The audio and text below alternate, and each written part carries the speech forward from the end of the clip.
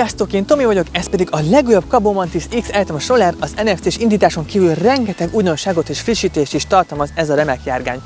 Ha meg szeretnétek vásárolni, akkor az ultimateebay.com oldalán megtehetitek, illetve személyesen az üzletbe is bemehettek, ahol megtekinthetitek és ki is próbálhatjátok ezt a remek Mantis X-et. De nézzük is meg ezt a remek járgányt. A Mantis X-ből kettőféle verzió áll rendelkezésünkre, van egy Eco, ami természetesen kisebb teljesítményű, illetve az X Plus, ami dual motoros, szóval ez egy gatya-szaggató elektromos roller.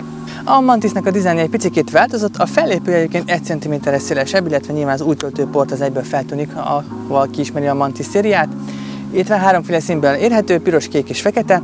Szerintem egyébként ez egy piros színben nagyon-nagyon jól néz ki.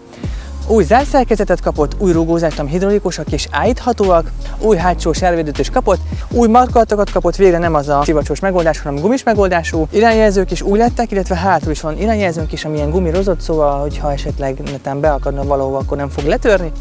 Illetve természetesen az új szép nagy LCD kijelző, ami meglepően, mert tűzőnapban is tök jól látszik.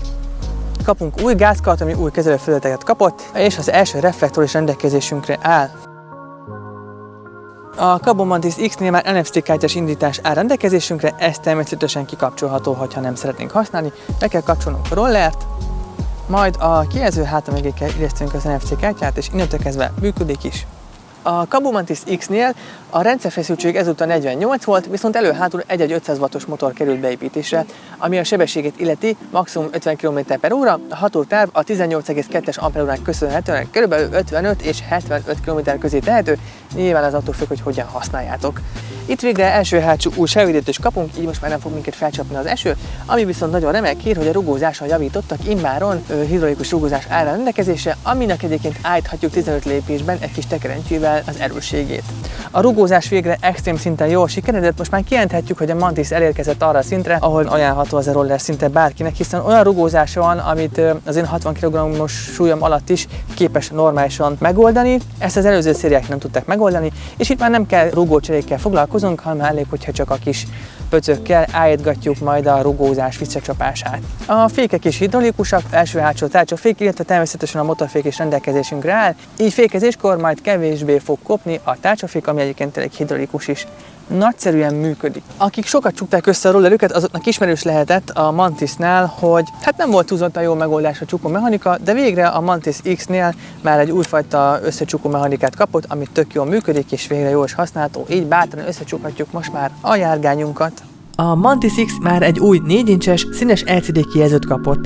A kijelző alatt találhatunk egy USB telefontöltőt, és az árnyékot kijelző elején pedig az NFC antenna kapott helyet. A kijelzőn megtaláljuk a fontosabb adatokat, és a roller energiafelvételét is láthatjuk. A kezelőfelületen csak a gázkar egysége változott, ez már az újabb szériás egység, bal oldalon pedig megtalálhatjuk a lámpa, az index és a duda kapcsolóját. A kerékméret nem változott, maradt a 10 coll, a gumik pedig CST utcai gumik jó topadással. Végre a hátsó sárvédő teljes sárvédő, így már nem fog felcsapni minket a roller vizes úton való használatkor. A hidrolikus fékek rendkívül jól dolgoznak, és erre még rájön a dupla motorfék is, így az összhatékonysága nagyon remek a Mantis X-nek. Talán az egyetlen Mantis, amiről elmondhatjuk, hogy a kényelmes száguldásra készült, hiszen a hidrolikus rugózás eszméletlen jó, de ha ez nekünk nem lenne elegendő, több lépésben állíthatjuk egy kis tekerő segítségével. Örvendetes, hogy könnyű súlyú emberek alatt is profi lett a rugózás. A Mantis X-ből egyféle akkumulátor kapacitás létezik, 18,2 amperóra, ha ügyesek vagyunk, akár 70 km-t is elmehetünk, persze ez sok mindentől függ. A rollerhez jár egy applikáció is, de csak az oldalsó dekorációs fényt tudjuk vele konfigurálni, tehát maga a rollert nem tudjuk vele állítani. Az eddigi legjobb Mantis, ami valaha nálam járt. Érezni a minőségi előrelépést, jobb lett a felhasználói élmény.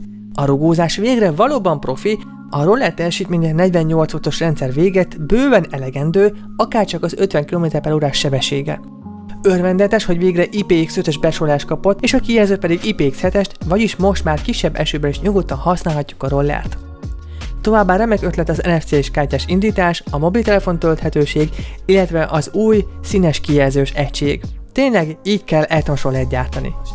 Ez volt a Cabo Mantis X Plus Atom Roller. Tudjátok, ha szeretnétek megvásárolni, nézzetek be az üzletbe, a srácok szívesen segítenek, és ki is tudjátok akár próbálni. Jó gurulást kívánok nektek, vigyázzatok magatokra, sziasztok!